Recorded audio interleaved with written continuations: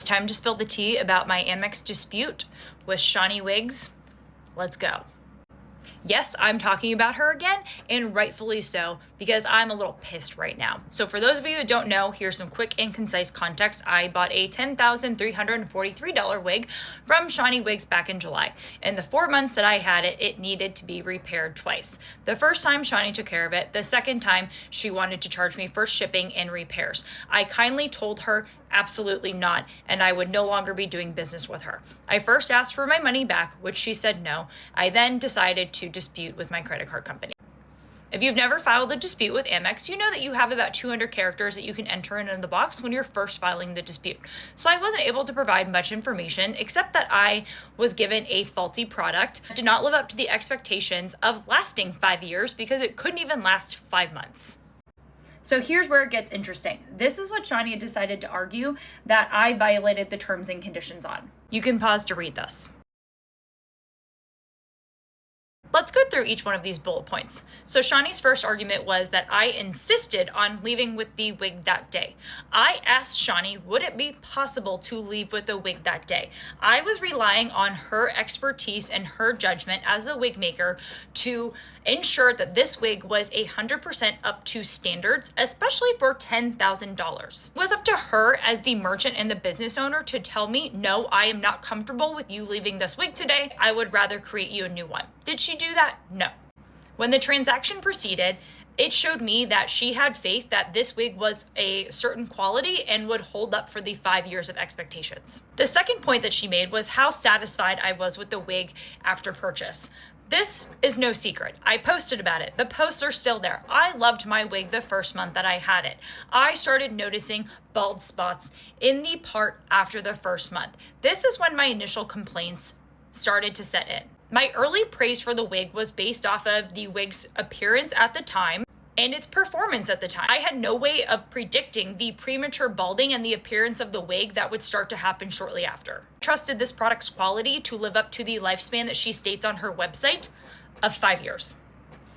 The third point, and this is probably my favorite point, is the misuse of the wig. So Shani goes on to say that I misused the wig by putting glue, aka lace melting spray, on it and working out in the wig.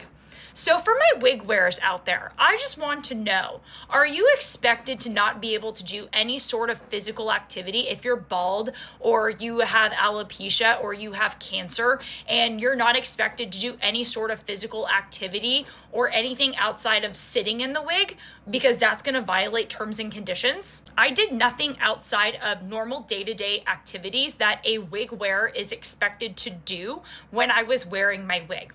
Let's talk about the lace melting spray. Lace melting spray is an industry-wide standard application and practice if you wear lace front wigs because the lace isn't always seamless. Moreover, the balding that happened in the part line, the lace melting spray does not go in the part line. The lace melting spray goes along here. I never had issues along here. The issues that I have were the part line widening, the wefts sticking out. My lace melting spray contributed to none of that. She also mentions that I violated the terms and conditions. Let's pull up the terms and conditions here. If you scroll down to the very bottom, very bottom of her website, there's a tiny little link called terms and conditions. You can't find it anywhere else. It's not in the FAQ. It's not in the returns. Scroll on down to the very bottom of her website and you'll eventually find it.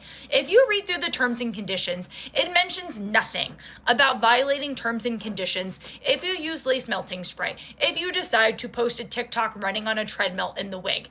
Nothing around that. It has everything to do with the return policy and her warranty, which is bullshit, by the way. I included all of this in a nicely put together document to Amex when I reopened the dispute again because no one ever actually talked to me about the dispute.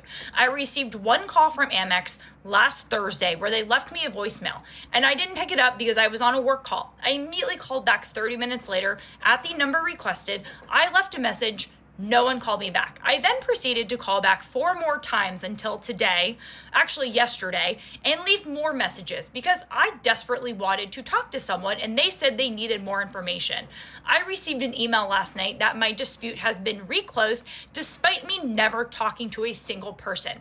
This is also where it gets really fucking good. In the document that Shani provided, this is a PDF. She references emails from a Linda and customer complaints from a Linda asking to have her wig returned.